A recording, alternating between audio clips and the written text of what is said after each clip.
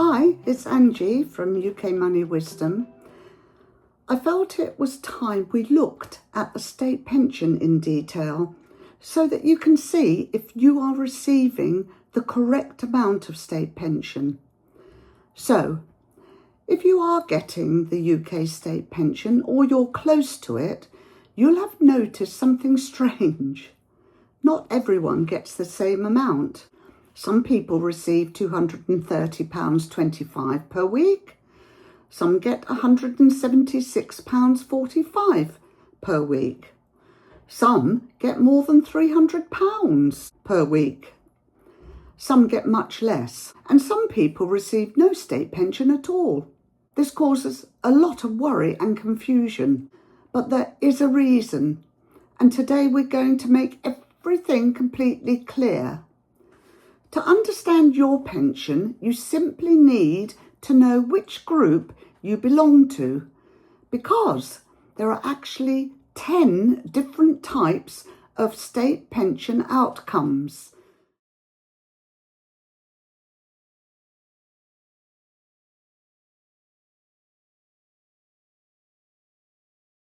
And each one works differently. Let me tell you about the 10 groups of state pension that currently exist, which I'll go on to explain in detail. Number 1, retirees on the old state pension system. They reached state pension age before the 6th of April 2016. People on the new state pension system, they reached state pension age after the 6th of April 2016. Number 3, high earners who never contracted out. They often receive the biggest state pensions. Number 4, high earners who did contract out, often surprised that their state pension is lower. Group 5, low or average earners with a full national insurance record. They're often much better off under the new rules. Group 6, carers, stay-at-home parents and some self-employed who often do better because of national insurance credits. Group 7 are people with fewer than 10 qualifying years, and some get nothing unless they fill the gaps.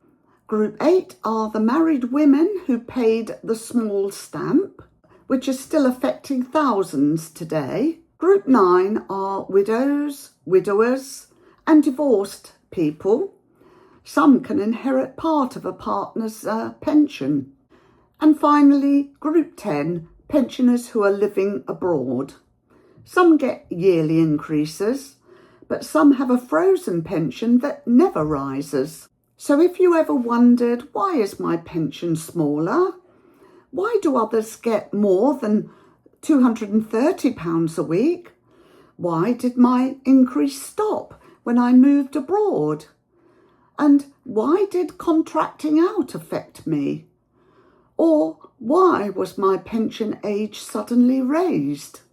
You will get clear, simple answers in this video.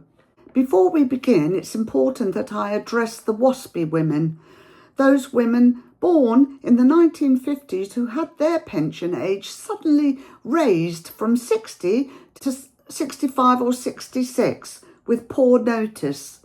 Their issue is mainly about delay, not the pension amount, and it left many in hardship. Now, let's begin with the main difference that explains nearly everything, and that's the old state pension versus the new state pension. So first, the old state pension, that's for people who reached pension age on or before the 5th of April 2016. Under the old system, the state pension had 2 parts. You had 1, the basic state pension. This is the same for everyone under the old rules. In 2025-26, the full basic state pension is £176.45 per week. To get the full amount, you normally needed 30 years of national insurance. With fewer than 30 years, you got a small amount. For example, 30 years got you the full £176.45.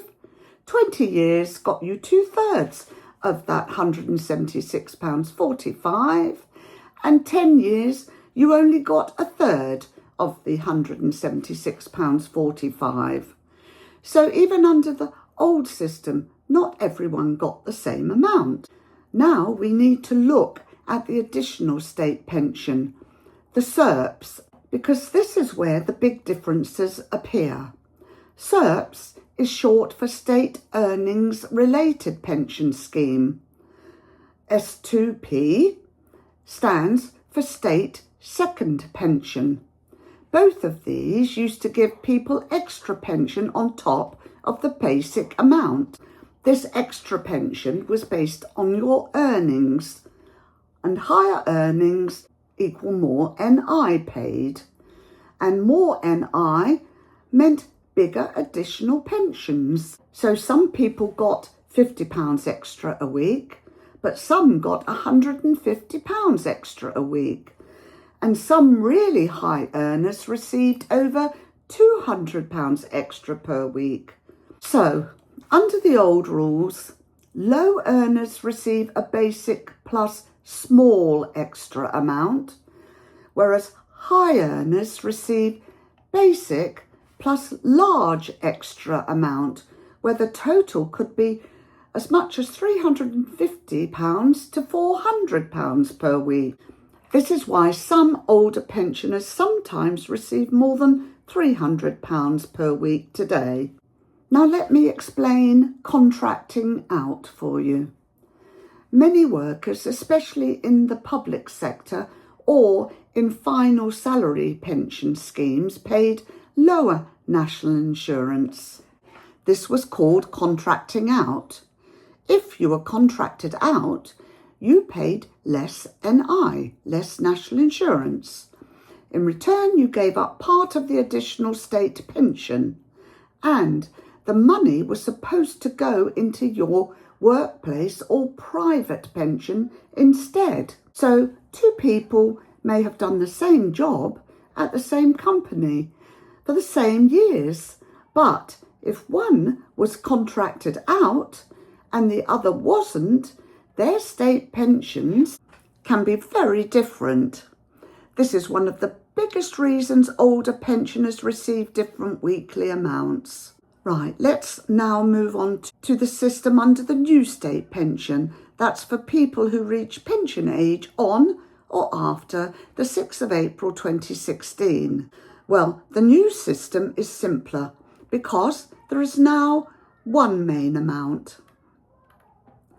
The full new state pension is £230.25 per week for 2025-26, and to get the full amount, you normally need 35 qualifying years of national insurance.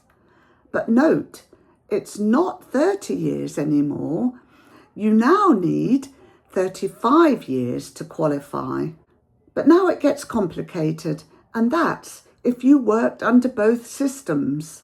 Then you get a starting amount, which is calculated 2 ways: what you had earned under the old rules and what you would have earned under the new rules.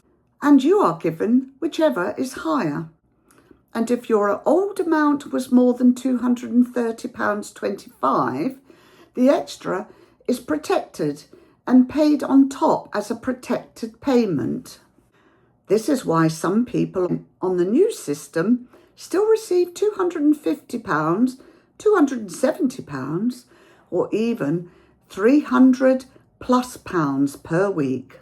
So that's Group 1 and Group 2 covered, which are Group 1, the old system with a basic plus additional amount, and Group 2, the new system with one flat rate and 35 years needed to qualify. Let's look at Group 3, who are the high earners who never contracted out.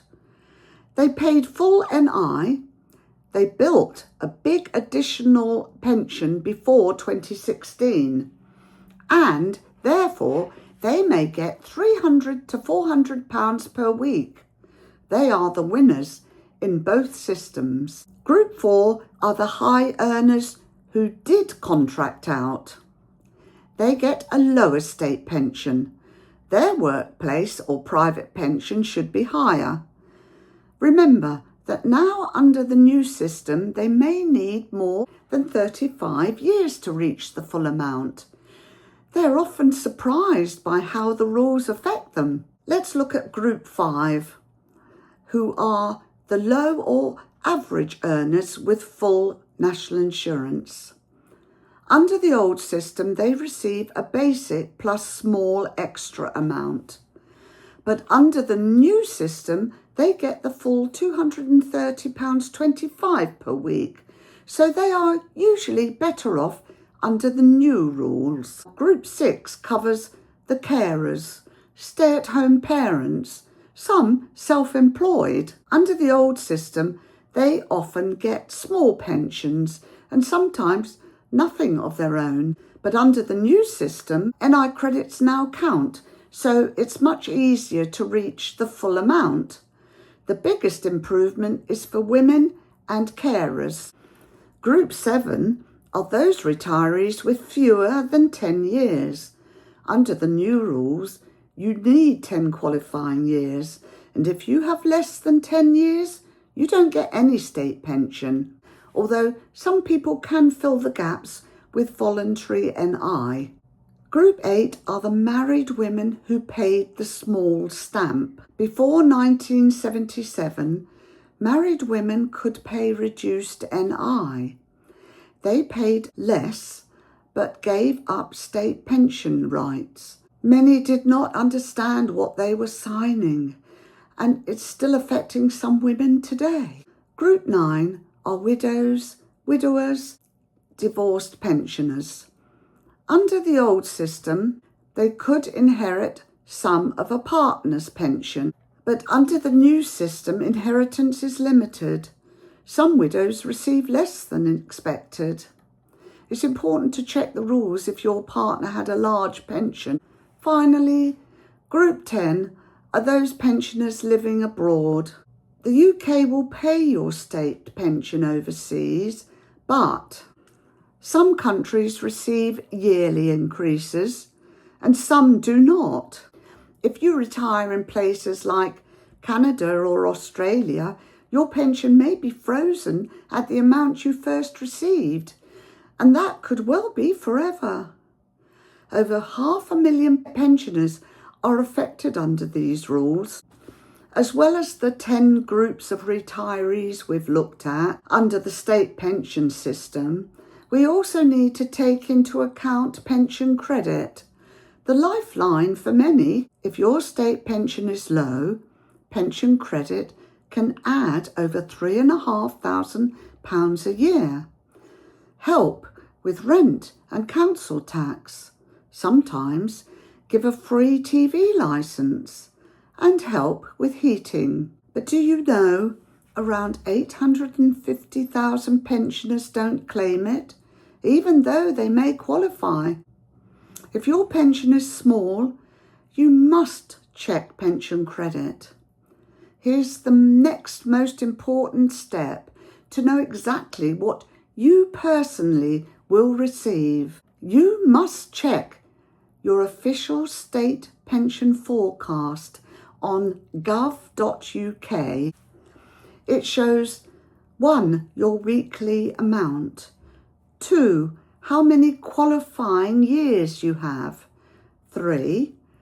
Whether you can add more years, and 4. Your earliest payment date. Because you earned your pension, so understanding it means protecting your income, your comfort, and your independence. Please share this video with friends or family. Most people don't know these rules in detail, and it makes a huge difference. I'm Angie, and this is UK Money Wisdom, bringing you vital pension information so we all have the knowledge to keep our money safe. I'll see you all very soon in the next video. Bye for now.